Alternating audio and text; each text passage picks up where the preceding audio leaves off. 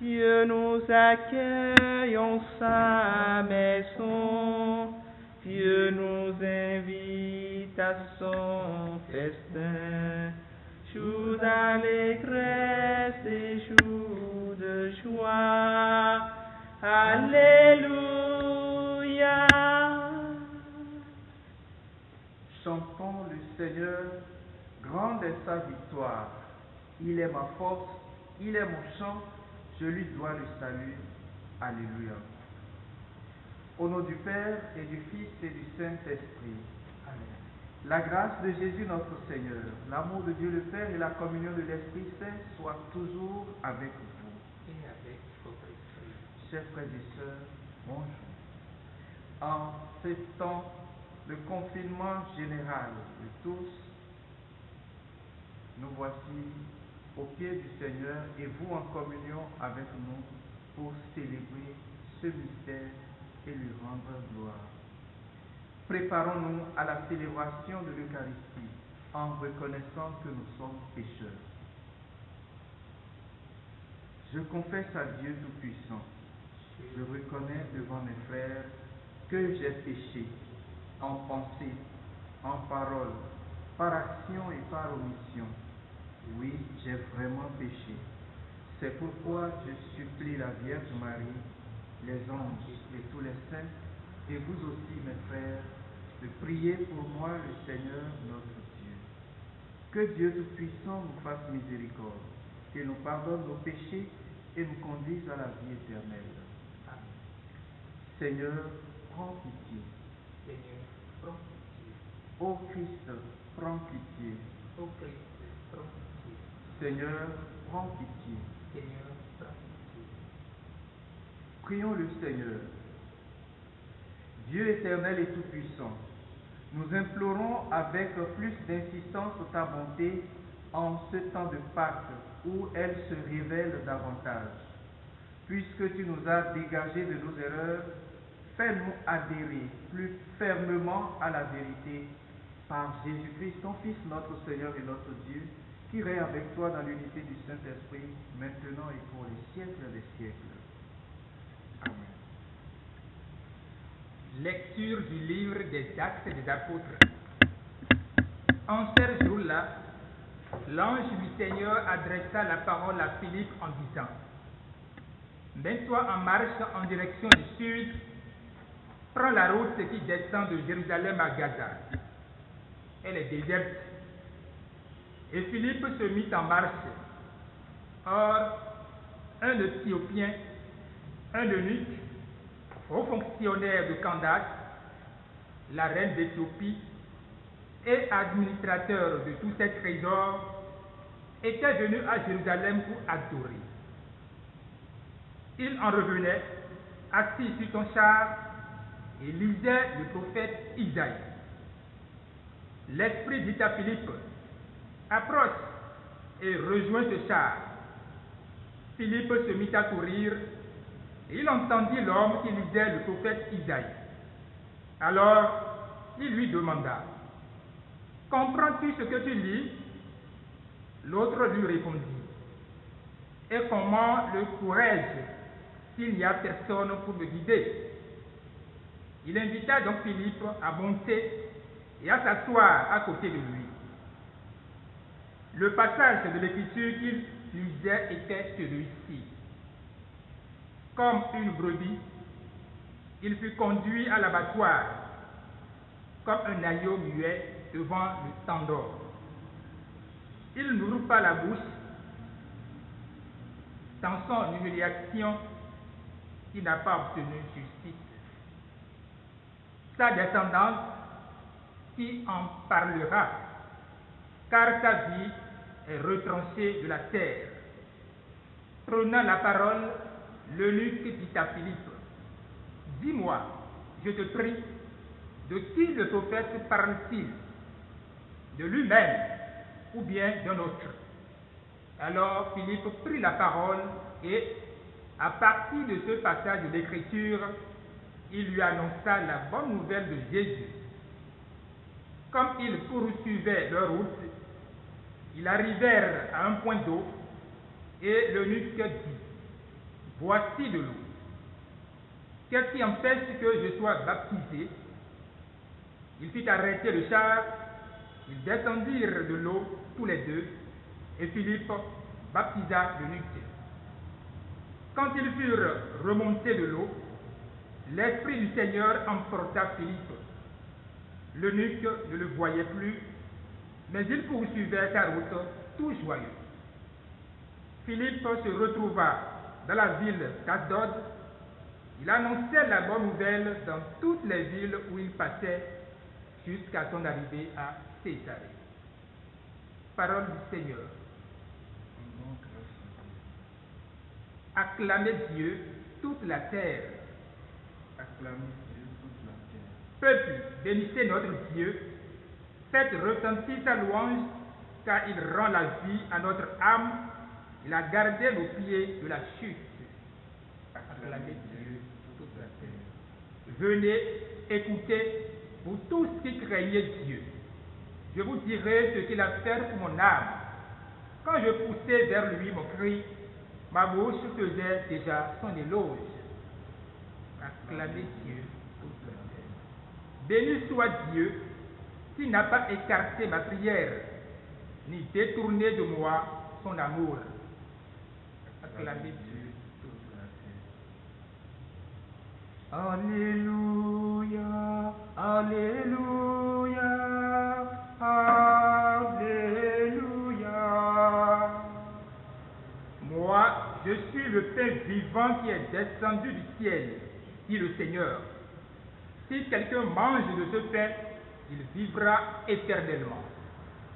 Alléluia, Alléluia, Alléluia. Le Seigneur soit avec vous. Et avec votre esprit, Évangile de Jésus-Christ selon Saint Jean. gloire à toi, Seigneur.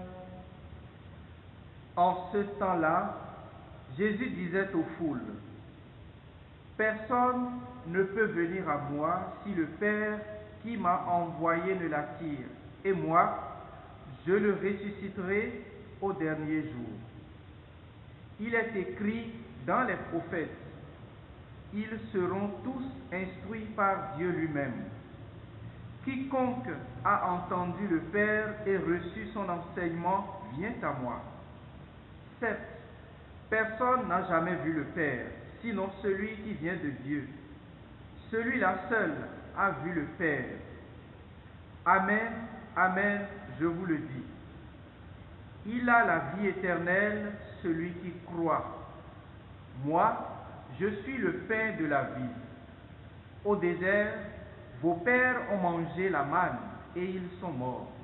Mais le pain qui descend du ciel est tel que celui qui en mange ne mourra pas. Moi, je suis le pain vivant qui est descendu du ciel. Si quelqu'un mange de ce pain, il vivra éternellement. Le pain que je donnerai, c'est ma chair, donnée pour la vie du monde. Acclamons la parole de Dieu. Louange à toi, Seigneur Jésus.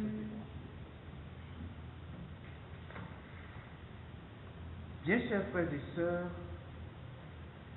en 3 petits points, nous allons décrypter le message divin de ce jour. Dieu toujours à la recherche de l'homme. Tous seront enseignés par Dieu et je suis descendu du ciel. Remarquez comment l'Esprit conduit Philippe vers un homme qui n'est ni juif ni samaritain, mais le premier homme d'une autre race à recevoir l'Évangile. Mon premier point qui dit que Dieu, toujours à la recherche de l'homme, nous fait voir l'Éthiopien qui est un adorateur de Dieu. On désignait ainsi les personnes d'autres races qui avaient été attirées par la religion des Juifs et la loi en un seul Dieu. Sans observer toutes les coutumes juives, ils lisaient la Bible et aimaient prendre part aux cérémonies juives. Ils joueront un rôle important dans les missions chrétiennes parmi les peuples non juifs. Tout commence avec un texte d'Isaïe 53, verset 7, et ce poème parle d'un serviteur du Seigneur injustement condamné qui, par ses souffrances, répare les péchés de toute l'humanité. Les apôtres et l'Église primitive voyaient dans ce texte un des passages qui annonçait le mieux le Christ. Ce poème d'Isaïe se termine par une référence voilée à la résurrection du serviteur du Seigneur. Mon second point, qui nous rappelle que tous seront enseignés par Dieu, nous amène à voir divers textes des prophètes qui montraient comment la religion juive allait se dépasser. L'alliance célébrée au mont Sinaï avait donné les lois et les obligations religieuses qui devaient éduquer la conscience du peuple juif. Mais ensuite s'ouvrirait de nouveaux temps où Dieu enseignerait chacun de ses fidèles, comme il l'avait fait avec les grands prophètes. Jésus rappelle ses promesses, mais il donne une précision. Il ne s'agit pas de révélation donnée par Dieu un peu à tout le monde, mais de l'appel mystérieux qui nous conduit à Jésus. De Dieu le Père nous vient une attitude nouvelle. Il faut tout chercher en Jésus. Et en Jésus, qui est le parfait miroir de Dieu, nous découvrons la volonté du Père pour nous. Jésus est la parole de Dieu. En lui, le Père nous a tout dit. Et désormais, les révélations les plus authentiques ne peuvent que nous renvoyer à lui et à lui seul. Toute autre révélation d'un autre nouveau Christ serait purement et simplement mensonge et mensongère. Alors, avis aux nouveaux mystiques qui doivent bien penser et réfléchir avant de se lancer dans cette aventure et sur ce chemin qui allait peut-être conduire ou éconduire des gens loin de Dieu. Et mon troisième point, où Jésus, qui est descendu du ciel, est le pain de Dieu. Celui qui descend du ciel et donne la vie au monde, c'est lui le pain de Dieu. 7 fois dans ce chapitre, nous trouvons ces mots descendus du ciel. C'est assez pour nous faire comprendre que pour l'écrivain sacré, cette affirmation est essentielle. Elle est très difficile à recevoir pour quiconque a une formation quelque peu rationaliste. Il aura du mal à saisir comment le Fils, s'il est Dieu, peut-il descendre du ciel. Au IVe siècle déjà, les nestoriens sont allés jusqu'à diviser le Christ. Ils insistaient tellement sur la réalité humaine de Jésus qu'ils en faisaient une personne différente du Fils de Dieu. C'était un peu comme si du haut du ciel, le Fils éternel s'était uni étroitement à un homme qu'il pilotait en quelque sorte pour prendre à son compte tout ce que ferait cet homme exceptionnel. C'est pareil pour les hommes et les femmes de ce temps qu'est le nôtre, où une certaine forme de crainte ou de foi fidéiste pousse les chrétiens en griffe à confiner Dieu dans sa transcendance en lui interdisant de rentrer dans son immanence. Prenons au sérieux l'incarnation. Il y a une façon très commune de parler de Jésus qui met une grande distance entre lui et le mystère de Dieu où demeure le Fils éternel. Ici, comme il l'a fait en bien d'autres passages, Jean nous oblige à ne pas nous laisser égarer par nos formules toutes faites. C'est bien le Verbe de Dieu ou Fils de Dieu tout entier qui est descendu du ciel. Il ne s'est pas simplement uni intimement à un homme nommé Jésus. Il est descendu. Il s'est fait homme. Il a pris chair de la Vierge Marie. On dira, le Fils ne peut pas perdre sa condition divine et la changer contre une condition humaine. Bien sûr, il ne perd pas sa nature divine, mais elle est tout entière dans sa façon d'être cet homme-là. Cet abaissement du Fils de Dieu en Jean chapitre 1 verset 18 ne peut que choquer notre raison et va à l'encontre de la conception de l'être divin telle qu'on la trouve chez les philosophes païens. Demandons à Dieu de nous donner la grâce de l'intelligence des textes pour avancer avec un cœur tout donné à Dieu afin de communier au mystère du Fils.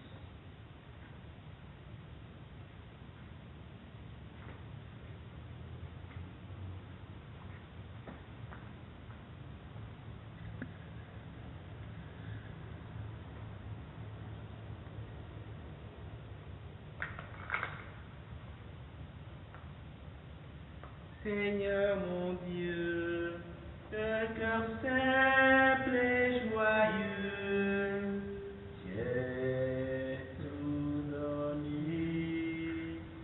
Voici, Seigneur, le pain que nous portons à ton autel, qu'il soit ton corps. Seigneur mon Dieu, d'un cœur simple et joyeux, j'ai tout donné. Voici, Seigneur, le vin qui a mûri pour notre joie, qu'il soit ton sang. Seigneur mon Dieu, d'un cœur simple et joyeux, j'ai tout donné. Tout vient de toi, Seigneur, et nous t'offrons ce que ta main nous a donné.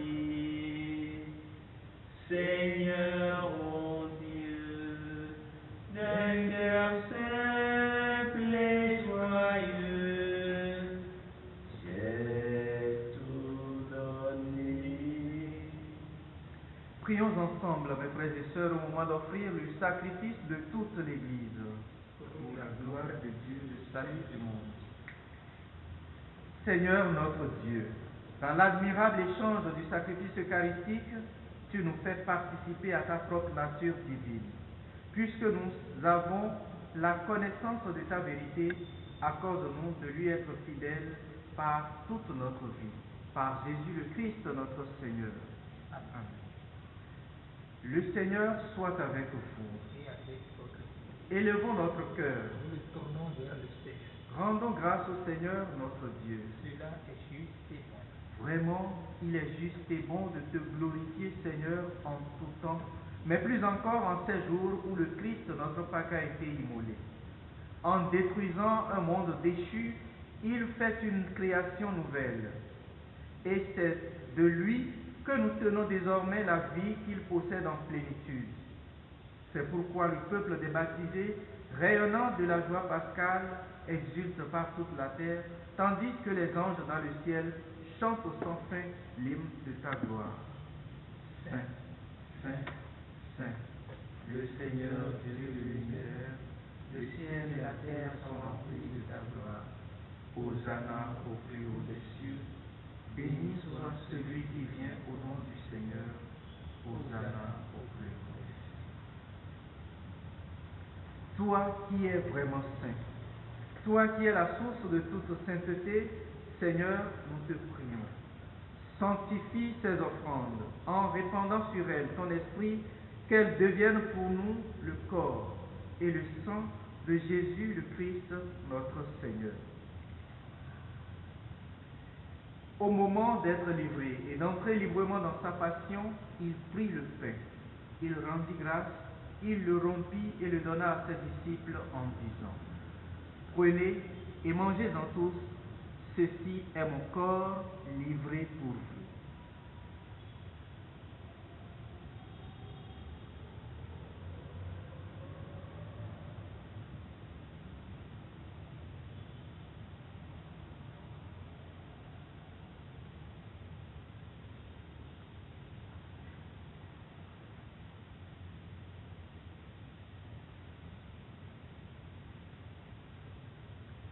De même, à la fin du repas, il prit la coupe. De nouveau, il rendit grâce et la donna à ses disciples en disant: Prenez et buvez-en tous, car ceci est la coupe de mon sang, le sang de l'alliance nouvelle et éternelle, qui sera versé pour vous et pour la multitude en rémission des péchés.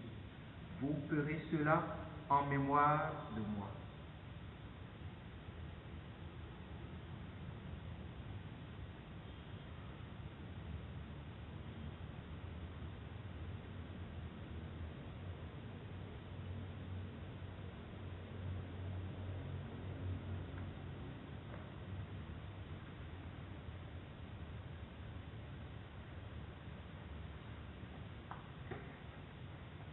Quand nous mangeons de ce pain et buvons dans cette coupe, nous célébrons le mystère de la foi.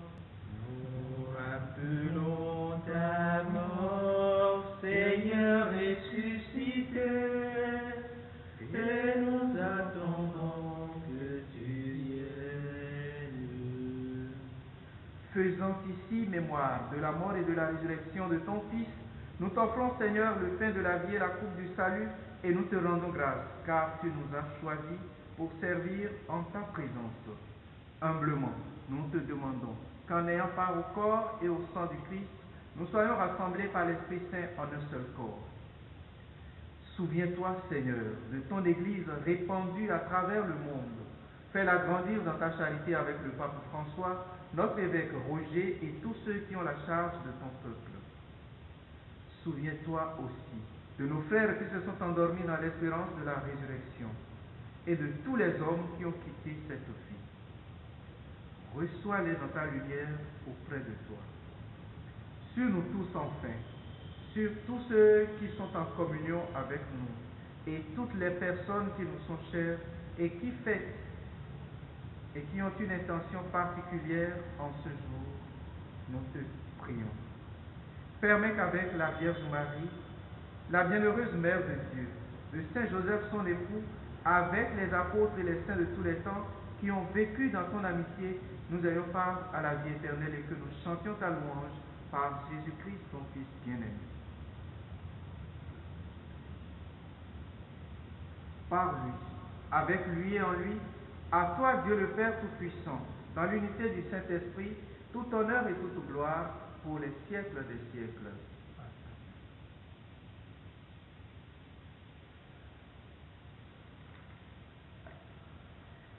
Unis dans le même esprit, nous pouvons dire avec confiance la prière que nous avons reçue du Sauveur. Notre Père, qui es aux cieux, que ton nom soit sanctifié, que ton règne vienne, que ta volonté soit faite sur la terre comme au ciel. Donne-nous aujourd'hui notre pain de ce jour. Pardonne nos offenses, comme nous pardonnons aussi à ceux qui nous ont offensés, et ne nous laisse pas entrer en tentation, mais délivre-nous du mal. Délivre-nous de tout mal, Seigneur, et donne la paix à notre temps. Par ta miséricorde, libère-nous du péché. Rassure-nous devant les épreuves en cette vie où nous espérons le bonheur que tu promets et l'avènement de Jésus-Christ, notre Sauveur. Car dans cette assurance appartienne le règne, la puissance et la gloire pour les siècles des siècles. Amen. Seigneur Jésus-Christ, tu as dit à tes apôtres: je vous laisse la paix, je vous donne ma paix. Ne regarde pas nos péchés, mais la foi de ton Église. Pour que ta volonté s'accomplisse, Donne-lui toujours cette paix et conduis-la vers l'unité parfaite, toi qui règnes pour les siècles des siècles. Amen. Que la paix du Seigneur soit toujours avec vous. Et avec votre esprit. Agneau de Dieu qui enlève le péché du monde. Prends pitié de nous. Agneau de Dieu qui enlève le péché du monde. Prends pitié de nous. Agneau de Dieu qui enlève le péché du monde. Donne-nous ta paix.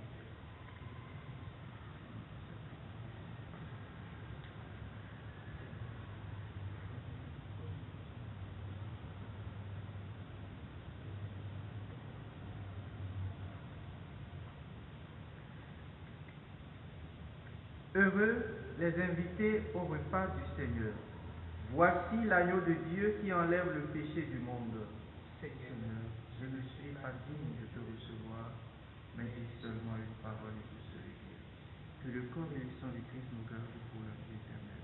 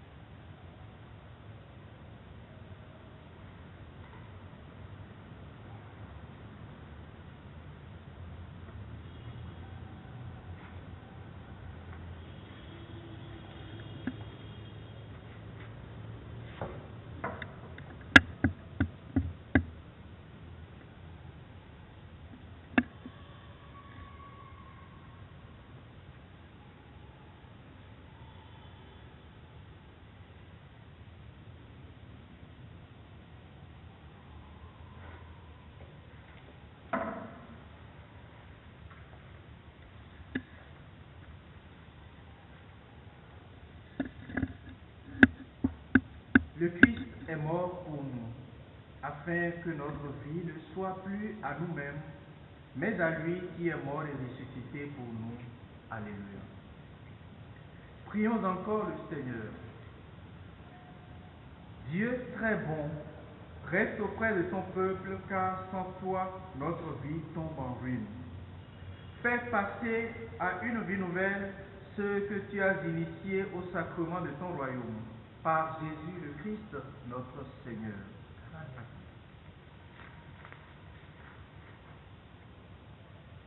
Prière des conférences épiscopales d'Afrique et de Madagascar pour arrêter la progression du coronavirus.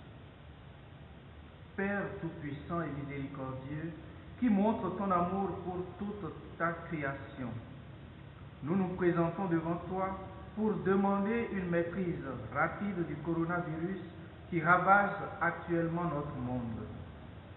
Écoute avec bonté nos prières pour ceux qui sont touchés par le virus dans les différentes parties du monde. Donne la guérison aux malades, la vie éternelle aux morts et la consolation aux familles éprouvées. Nous te demandons qu'un traitement efficace contre cette maladie soit rapidement trouvé. Nous prions pour tous les gouvernements et pour les autorités sanitaires afin qu'ils prennent des mesures appropriées pour le bien du peuple. Veille sur nous avec sollicitude et pardonne-nous nos manquements. Nous te le demandons par Jésus-Christ notre Seigneur. Amen.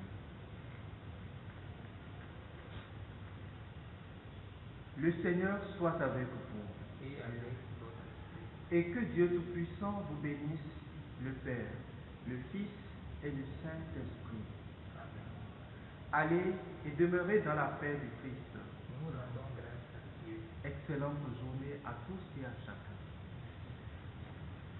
Merveilleux, Dieu nous aime, son amour n'aura pas